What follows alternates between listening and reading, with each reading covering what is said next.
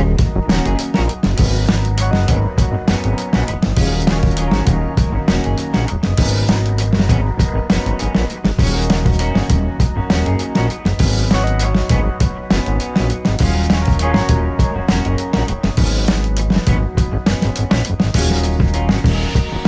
welcome to Local Anaesthetic Podcast, your regular injection of weird, strange news locally and across the world. As always, it is episode 388 now, unbelievably, and I'm joined as always. We're recording on a rather miserable Sunday, aren't we, Rob? I'm joined by Rob. How are you? I mean, I know your daughter's sick right now, projectile vomiting and all that kind of lovely stuff. Yeah, I mean, all the joys of fatherhood, which I don't seem to mention that. You know, I don't hear parents talking about the times when you're woken up by your daughter screaming, "Daddy, Daddy, Daddy," and you go in and there's just a floor covered in vomit. These are the highlights, I've told you got to Alex. stop feeding her Wotsits, Rob.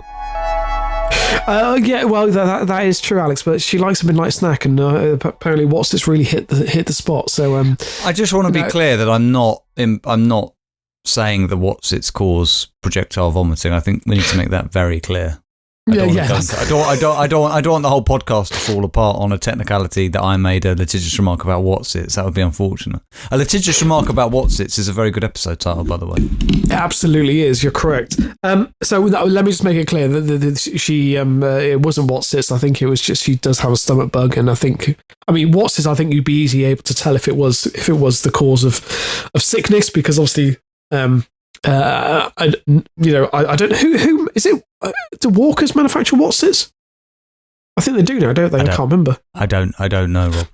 Well, all I'm going to say is I would hazard a guess that whatever Wotsits are made out of, cornstarch, no idea. But I don't think. For some reason, I have this sort of vague. I definitely feel that Skips and Wotsits and those sort of crisps are made by the same brand. For some reason, I think that it might be KP. And I don't know why. It could be KP, actually. Who makes Wotsits? Here we go, Rob. Walker's Crisps. You were right, Rob. It was, yeah. Who makes Skips Crisps? I think you're right. That is KP. Yeah. So that was... I mean, this is what the listeners have tuned in for, Rob. Absolutely, Crisp Talk. I mean, Alex, we've talked about Crisp Talk before, which I still think is a viable podcast. For our American friends, Rob, we have a lot of listeners from America. They call what we call crisps, they call chips, and their equivalent of if you want to know what we're talking about Wotsos, we're talking about Cheetos. They're very similar snack. Yeah. Basically sort of cheesy little, sausage type things. I mean, what I was going to say, and I don't think this is contentious, but whatever goes into Wotsits, I don't think the orange colour of a Wotsit is natural. So, if it was... It's natural cheese, Rob. Right. It's natural sure, cheese. Alex. Maybe it's Red Leicester, it's possible. But I think if it was vomit, it'd be easy to identify if the Wotsits were indeed the cause. Right. Rob, I'm just eager to move on. Is there any news? No. I think. Apart from just, we need to remind the listeners. Sorry to interrupt, Rob, that the Patreon is no more. LAPodcast and Extra Jab is gone. Yes, that's what I was about to say, Alex. Yeah. Oh right, sorry. Do you want to say that then? Do you want to do the dead parrot stuff? No, you've done it. It's fine. I think you've covered it very admirably. Yeah, it is gone. The thing to say is, obviously, we still need your support. So if you would consider donating to the podcast, there is a PayPal link on our website, and you can separate LAPodcast.net. Is it LAPodcast.net? Yeah. And also, for those who do donate, and for those who have previously donated, you will be able to access both the Daft Talk back catalogue as well as the LAX back catalogue as well. That's a little the LA incentive Extra Jab, there. Yeah. There are about 45 episodes. I mean, it's such a shame that LA Extra Jab is no more, but basically, we just noticed, and I mean, I know a lot of podcasters have been noticing, people haven't got the money at the moment to be subscribing on Patreon and everything else. I mean, your money has to go elsewhere. So we wanted to cheer people up in these difficult times and uncertain times, and so that means you're getting weekly episodes now on the free feed. And if you enjoy it, even if you're only contributing 50p, £1, £2, whatever it is, it would mean a lot. Now, Rob. Yeah. Let's get on with it. I've got just a smattering of kind of updates, which I think is the first time ever I'm going to have a little collection of updates for us, or things that are very related to things we've talked about. But before that, I just want to talk about the government for a second. Now, obviously, since our last recording, Dominic Raab has disappeared, and of course will be sorely missed. I mean, I was listening to, by the way, I was listening to a journalist, Rob, from the Spectator yesterday, calling into an interview on LBC, just saying that, this wasn't bullying, Rob. This is just, what has the world come to? This is just having high standards. And the idea, for example, that Priti Patel can walk out of a room and call everybody fucking useless. As he said, what's wrong with that? That's not bullying. And he did say, Rob, that he actually objects to using the word bullying. He thinks it infantilizes the issue. He thinks we need to come up with a different word for it. He said, because adults don't bully each other, only children bully each other. And that gives you a brief insight, Rob, a little insight into the culture of quite severe pathological repression that goes on in the journalists of the Spectator magazine, who presumably were all quite bullied quite badly, which would explain why they're such wankers. Yeah, I imagine that maybe the behaviour in whatever public school he attended, that was just part of the culture, and so he doesn't know any difference. Rob, it builds character, Rob. And I want to say to you, I want to say to you, Rob, because I do believe in high standards, and I just want to say to you that I do feel probably over the last few years, to be honest, your performance has dipped a bit, and I wanted to say, get your act together. You're fucking pathetic, you're useless, and I won't stand for it. And that's not bullying. No, it isn't bullying, but let's put it to the court to decide that, shall we? Can I just say, just very quickly, just on this bullying allegation, I don't know why, it just reminded me of the sketch in Blackadder where Blackadder's talking to Pitt the Younger. And he was talking to him about being used as a human toast rack. I love that. Hot crumpets. What is it? Hot crumpets making my cheeks flush with shame. At which point Blackadder, well, I hope you had time to remove the crumpet. Anyway, sorry, Alex, back to Michael Gove. Yeah, talking about Michael Gove, just quickly, just because I love this story. It was actually from the Wednesday, the 19th of April. It's in the Traitorous Guardian. It's by Alitha Adu, their political respondent. Michael Gove has taxpayer-funded smoking hut on roof of his office. Did you know about this? Sorry, did you say a taxpayer-funded smoking hut? Yeah. How is that not an episode title? Well, I did wonder that.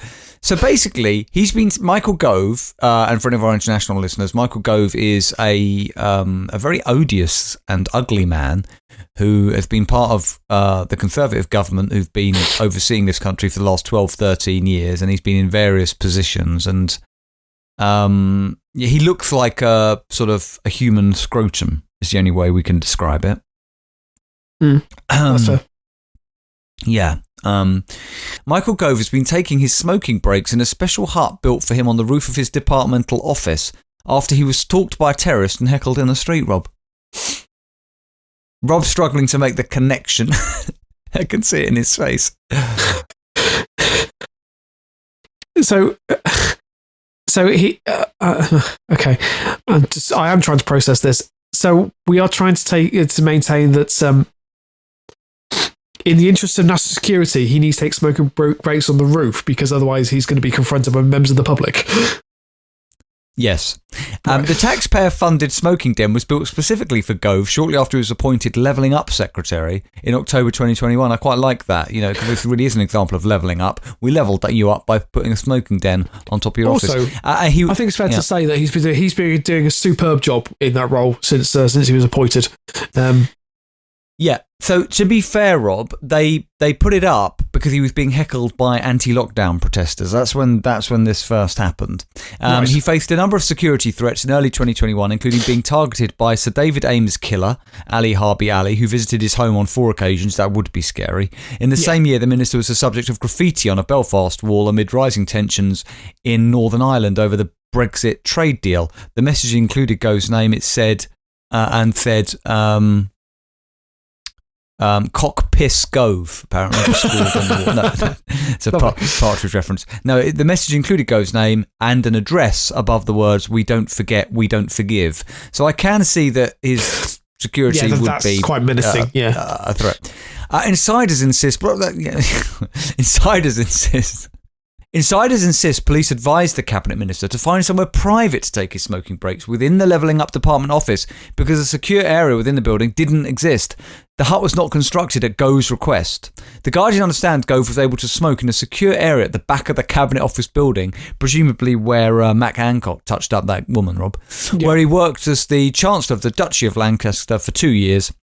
Weeks after taking up the role, he was heckled by anti-lockdown protesters who shouted obscenities at him as he walked alone in Westminster towards his office, things like "you're a human scrotum," things like that.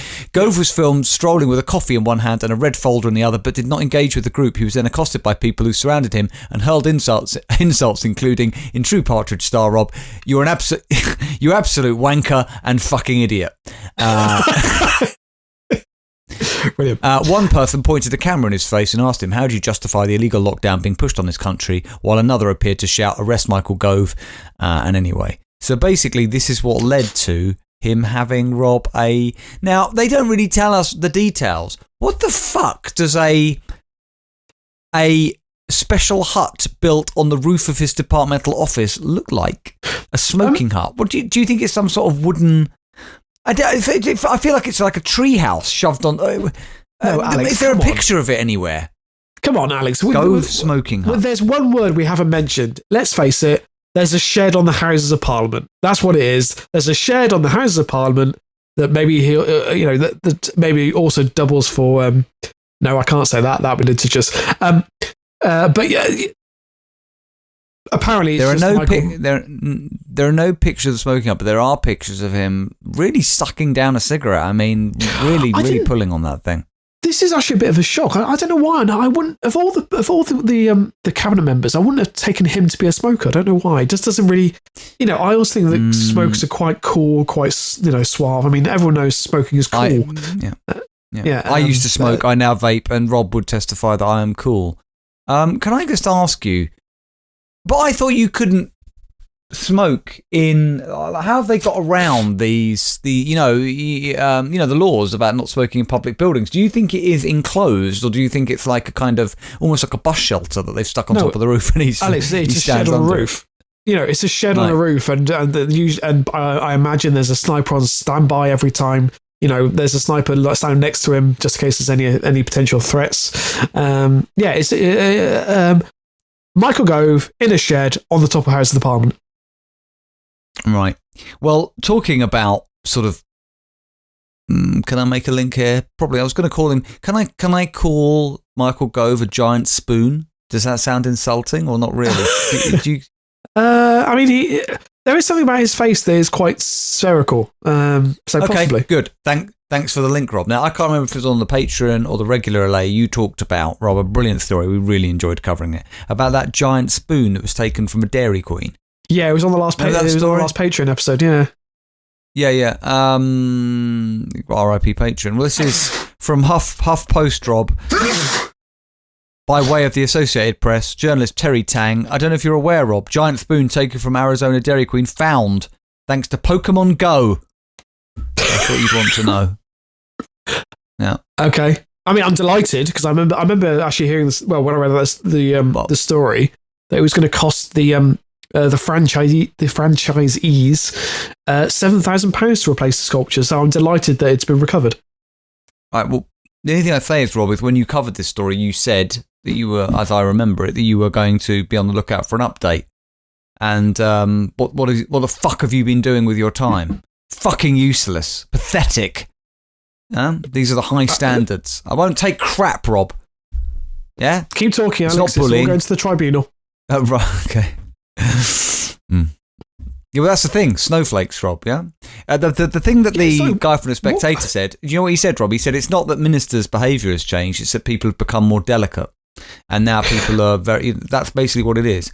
Not necessarily that they've become more aware of their rights, Rob, it's that they've become more delicate. Do you see the difference? Become more fragile. Yeah, or just more self-aware. Did you see the quote that Rees-Mogg came out with? Yeah, the blizzard of snowflakes. Yeah. I heard him as well defending it all and saying that if what kind of country did we want to live in? Did we not want to live in a country where the government had exacting standards? Oh, by the way, they're now considering making the civil service more political, apparently, and making political appointees into the civil service, because that will solve the problem, Rob. You see. I'd like to answer Rees-Mogg's question. I'd like a country with less cunts like you. That's the country I'd like to see. Don't bully Jacob Rees-Mogg, Rob. That wasn't bullying, Alex. That was just a piece of advice. He looks a bit like a spoon, to be fair. He looks a bit like a cunt, if you ask me. So a giant red spoon that was stolen from an Arizona Dairy Queen and sparked a mystery on social media was found Monday morning, and it's partly thanks to Pokémon Go. Michael Foster, 52, was playing the outdoor mobile game when he spotted the I respect him, 52 years old, he's still playing computer games. I like people who do that. They don't hide it. He spotted the 15-foot spoon at around 7 a.m. It was lying on the ground behind a fence that surrounds the Phoenix Middle School baseball field, just 2 miles from the scene of the heist. I'm looking at it here, Rob. It is indeed a very large red spoon lying on its side in a field. The first thing I did was send a picture to my wife and said, "It's the spoon." She said, "Call the police." I can confirm the Dairy Queen red spoon was located and recovered this morning, Sergeant Brian Bauer said in an email on Monday. Detectives, Rob, they're taking this seriously, are continuing to search for the suspects who took the spoon, he added. Now, we speculated, Rob, of course, that these teenagers had stolen this spoon because they had been hoodwinked into working for a giant who needed a spoon to eat his cereal or his Lucky Charms or something, and had given them some magic beans. Magic beans. Then we went on to make connection that actually magic beans and magic mushrooms, and they were on some sort of hallucinogenic journey. But the other thing that added to that is the fact that in the story they said that they made away on a small motorbike. And just the scene of two teenagers making away on a small trying to take a large red spoon and then make a getaway on a small motorbike. It's just a very comical scene. It is.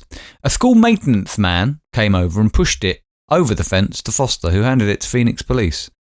It can't be very heavy then. It's quite large. I set it down. They actually did the lifting after we got it over the fence. They strapped it to the top of a police cruiser. So that's another enduring image of a police cruiser driving down the freeway with a red spoon. I'm looking at it now. Yeah, they have strapped it. It's about the size of the cruiser, and they've just sort of... If they've actually put it over the windscreen, so it is obscuring some of their view, but they're the police. They can do that, right? Exactly. I did... Foster said nobody else was around. The school was just opening when he saw it. I did kind of look around and was like, what? One guy did finally come by and was like, is that what I think it is? Yeah, that's a spoon, Foster said. Phoenix police over the weekend released surveillance footage from March 25th that showed 2 men and 1 woman get the spoon out of its base and put it on a large flatbed connected to a pickup truck. Oh, so it wasn't just on a motorbike, it was on a pickup truck, Rob, that they took it away. That wasn't in the story. Interesting. Yeah, I know. Well, we've obviously got more information out since. Dairy Queen is known for doling out plastic red spoons with their soft serve blizzards. So an interesting connection, Rob, because you were just talking about a blizzard of snowflakes. Snowflakes, yeah. But maybe that could be a Dairy Queen dessert, Rob, a blizzard of snowflakes. I mean, we've just given them an idea. I'm sure they're a fairly liberal organisation. They should approach Trump, and they could get his face onto the side of them. Maybe like a speech bubble saying, "Try my new blizzard of snowflakes." Vote Trump 2024.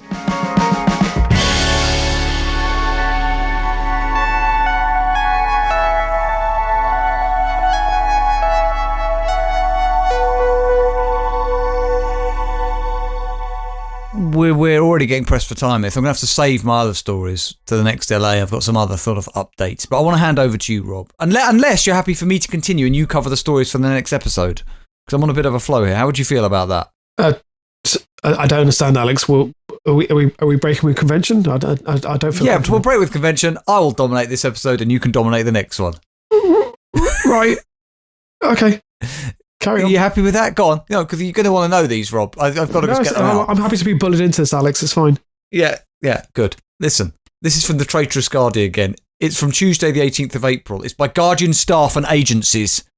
Right. Now, Rob, we had a brilliant story about this. I'm hoping that you remember it. You've got a fantastic memory, so I'm sure you will. I'm going to read the headline. Okay. Let's see if you remember. FBI arrests guardsman who applied for job on rentahitman.com. They've got another person, Rob. The honey trappers works again. Now, do you even remember the last story we had about this? It's unbelievable. Wasn't it a woman who was trying to kill her husband? I seem to remember. Yeah. Yeah. So basically, the FBI had set up this honey trap website called rentahitman.com, and she went on it and tried to rent a hitman, and they arrested her. So it's not really fair. It's like it's a bit like I don't know. It's a bit like setting up a website saying free crisps for life for only £1 and getting Rob to sign up, and then saying, "Oh well, all the crisps are stolen. You should have known the deal was too good to be true." It's not fair to Rob, you know. He will be ensnared by the promise of crisps. Well, yeah, of course. Or it's a bit like just hanging the honey monster costume outside your house. It's too tempting. It's a literal honey trap, Rob. The honey monster honey trap is what it is. That's a good episode title. Alex, we've spoken about this before. We can't mention the name of the mascot. Okay. You know, we could both get sued over this, and you know, you're already facing a legal blizzard, if you will, for your bullying and harassment claims. Also, I mean, I have to say, it's pretty route one, isn't it? Because if the first thing you're Googling is where can I rent a hitman, and rent a hitman comes up, and nothing about you raises any alarms whatsoever, you think this is completely legitimate, then you deserve to get arrested. But you're right, Rob. But yeah, exactly. Like, where does it end? Like, because what have they set up other websites that are like just like you said, like these really route one honey traps, like jointhenaziparty.com. Yeah, right? And then they can get you. Commitfraud.com. Become a terrorist. Learn how to make a bomb.co.uk. Yeah. It is, yeah. Islamic State recruitment. Yeah. Right now, Rob, all these things are flagging up right now in some, do you know what I mean? The Secret Service right now, I mean, we have said everything. This is a comedy podcast. Rob and I are in no way a threat to the national security of this country or indeed any country. We are really quite docile citizens who are prepared to do what we're told, as was observed during the pandemic, where I puddled in the corner of a room and barely went out. There is a possibility they may have just taken all these suggestions just basically buying up the domains as we speak. Well, should we start buying up the domains now, Rob, so that then if they ever want them in the future, they've got to pay us? Now that's a good idea. Resurrecthitler.com. I mean, we could spend the rest of the episode coming up with ideas, Rob, couldn't we? Can we go please buy the domain Diving for Bin Laden, which was one of our episode titles. And then because I want a 10-part documentary on Netflix called Diving for Bin Laden, which is why don't you and me do it? And we say we're going out into the ocean, we're going to hire this team of like deep sea divers, a great big boat, and we're going to search for the body. That is a fucking show I would watch. Yeah, I completely agree. I do think that the American military may have something to say about that. Well, I think we would be shut down quite quickly. Or shot, yeah. But then what have they got to hide? But exactly. Do you know what? I'd forgotten all about that, and I really, really, really like the fact that you raised it. I'd like to do one day, we just do a 5-part podcast special that's called Diving for Bin Laden, where we just discuss all this and look into it. And because I'm sure people have, anyway, it doesn't matter. Listen, we are well getting away from this now, Rob. Fake website rentahitman.com has snagged another would-be killer for hire after a US soldier applied to be an assassin and accepted his first fake mission, apparently believing it to be real. Joshua Garcia, a Tennessee Air National Guardsman, was arrested after federal agents said he responded to an online ad through the parody website. The site was originally created in 2005 to advertise a cybersecurity company that never took off. However, it received many... Oh, right. So it was a legitimate company originally, right? That was actually a cybersecurity company, right? Right. And it received so many inquiries about murder for hire services that the site administrator turned it into a parody site with fake testimonials, an intake form to request services, and an application form to become a hired killer. So that is brilliant. So he's got fake testimonials on there, Rob, like, I use rentahitman.com, they got the job done. My dear other is now in the Hudson River sort of thing.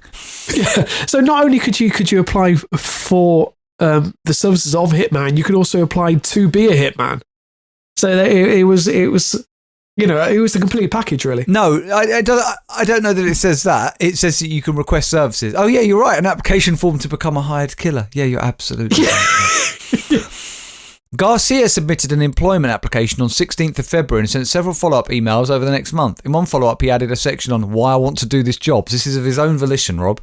Brilliant. And he said, I'm looking for a job that pays well, related to my military experience, in brackets, shooting and killing the marked target, so I can support my kid on the way. What can I say? I enjoy doing what I do, so if I can find a job that is similar to it, such as this one, put me in, coach. That man needs some therapy.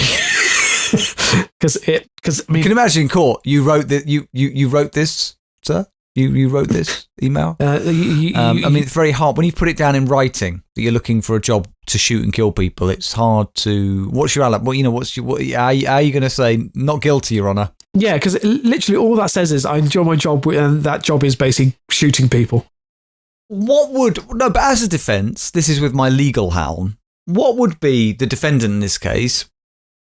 What would have struck them, Rob, from being able to say, you set up a parody website, my response to it was a parody? The Alex Jones defence, really, where he says that my whole shtick is an act and is actually ironic and everything else. What's to stop somebody who signs up to this website saying, well, I did it in jest, I did it ironically? Like, that's what I do. In all seriousness, I imagine that would probably be his defence, because there's no other way you can prove otherwise.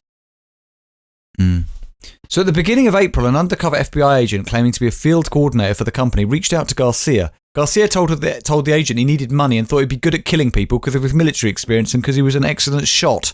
They spoke about the supposed job, including whether he was willing to torture people and cut fingers off or ears. Right. Garcia responded positively. Yes, I am. Asked why I wanted to get involved, Garcia told the agent he was looking into civilian law enforcement but wanted to do something more exciting. On Wednesday, Garcia met the agent in a park where the agent provided him with a fictional target package. They also sent Garcia $2,500, supposedly the first of 2 installments. Garcia was arrested the same day. Garcia told agents after his arrest he had not intended to go through with the contract killing. He said he just received a job offer at Nashville Medical Center that he intended to take instead. If convicted, he faces up to 10 years in prison, according to a news release from the U.S. Attorney's Office for the Middle District of Tennessee. This is where, Rob, part of me does somewhat object to these honey traps. I think rather than just going out and trying to find people who may... Because he wouldn't have done this if it wasn't out there. No. And find people who will respond to the honey. Why don't they actually go out and prosecute people who've clearly done things wrong? Trump, that kind of thing.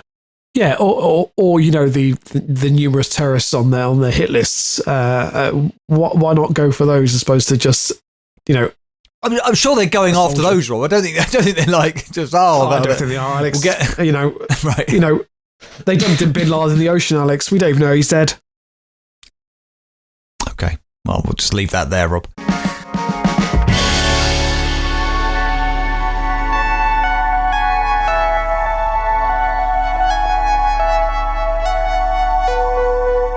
Right, Rob, just quickly, before we reach the end of this...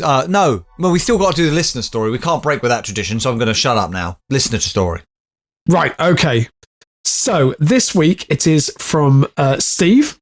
Now, I had to look this website up because the website is... Can we just... Sorry. Without embarrassing him, Rob...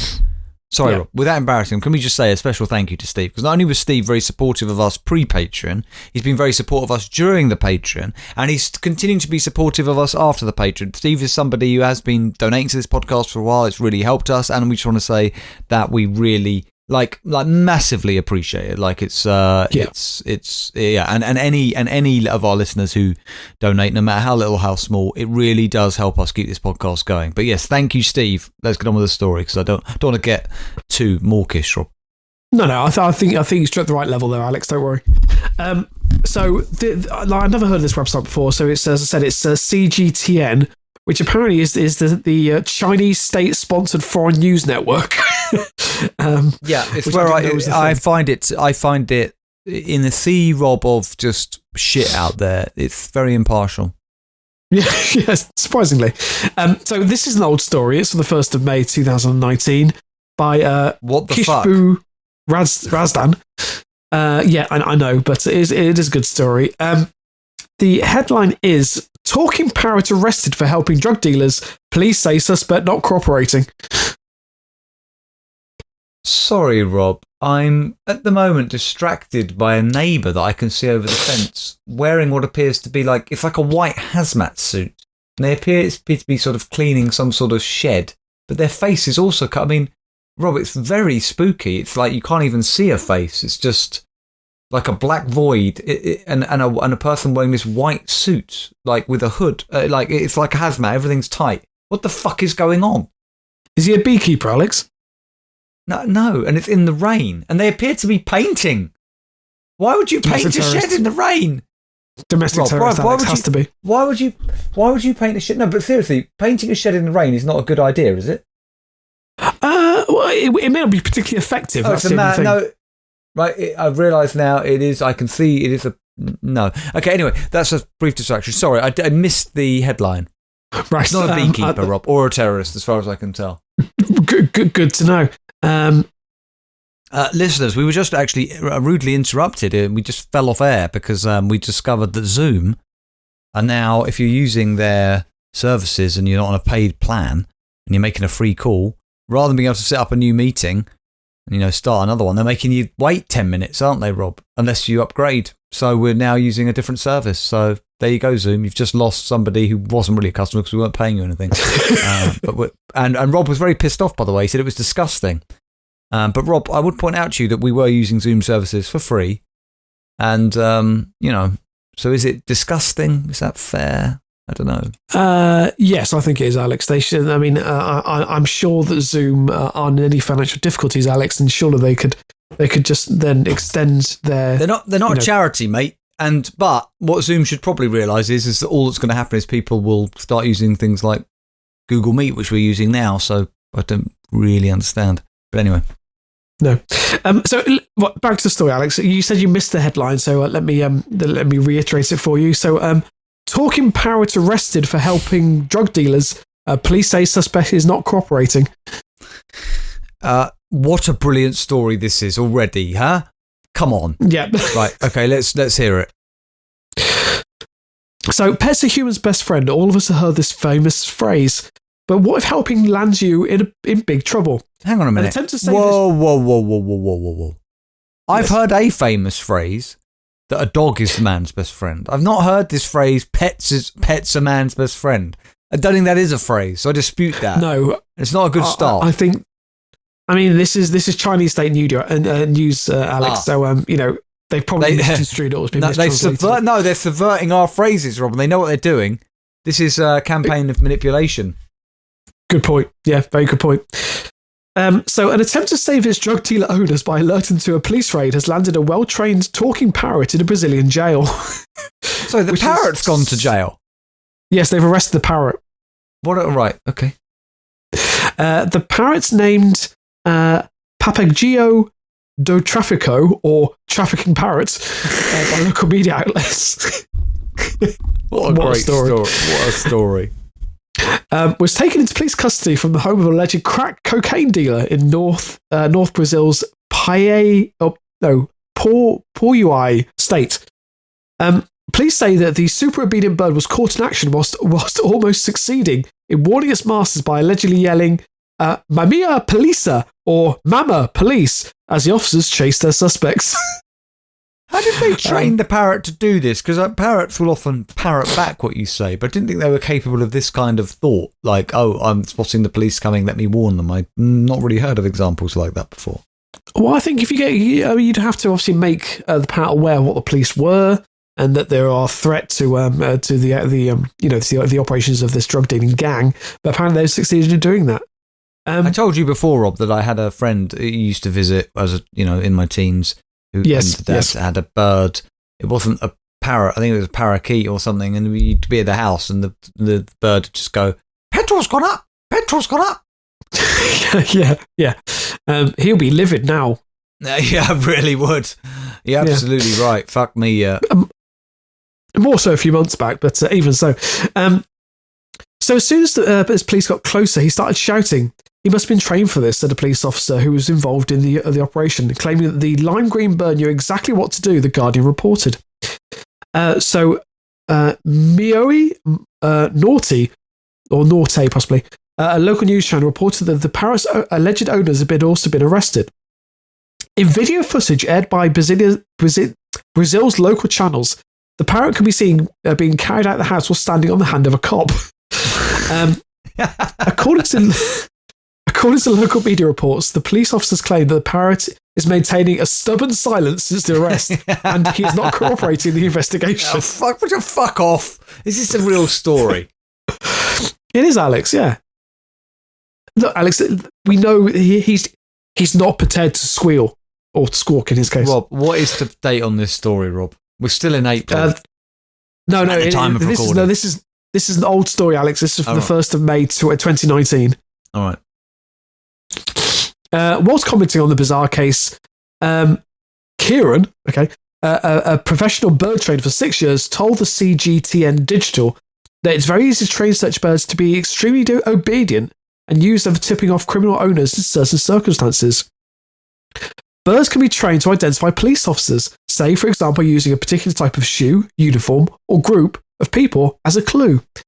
The bird will not talk unless you build a bond with it. It will take at least 2 months to do, or even more for a professional trainer to make the bird forget its previous owners. The police say the bird will soon be sent to a local zoo where it will be trained how to fly. I don't know why they've added that. I'm not sure what that's relevant. If I'm holding sorry, hang on a minute. That's like police holding a prisoner, a human prisoner, and going, yeah, and now we're taking it to a school to teach it how to break out of prison. Why would you teach a bird you're trying to keep captive how to fly? Is this part of its rehabilitation, but also wouldn't it facilitate its escape? That's what I'm thinking. Good point, Alex. Yeah, that's a very good point. I mean, there's no point putting it in, say if it goes to prison, they take it out for its hour of exercise, it's gone. Completely bizarre. Yeah. But in Kieran's opinion, it would be an uphill task even for a professional bird trainer since the bird is an adult. So he's saying that you couldn't basically retrain it. We are talking about an adult bird here.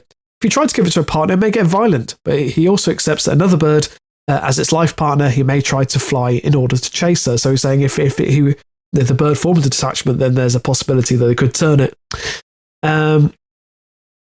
But this innocent bird is not the only one. So in 2010 in Colombia, a parrot named Lorenzo grabbed international headlines after it was recorded whilst warning its owners, run in Spanish at the sight of police officers approaching. The bird was found guarding a cache of guns and pot. Look, Alex, we'll leave that story there because it kind of sort of repeats the same thing. But yeah, lovely story. Beautiful. Thank you, Steve, as always. So that brings us to the end of this episode of 388 of LAPodcast. It's sad not to say an extra jab again, just because I liked it. I like the play on words. I liked it all, but it is what it is, Rob. And we're going to be back in a week's time, not on the Patreon. You're going to be getting more content on the regular feed. It's going to be episode 389. I mean, I cannot believe, Rob, how near we are now to the hallowed 400. Absolutely. It's tantalisingly close, Alex. We'll see you then, listeners. Thank you very much for your company. God bless. And keep it local.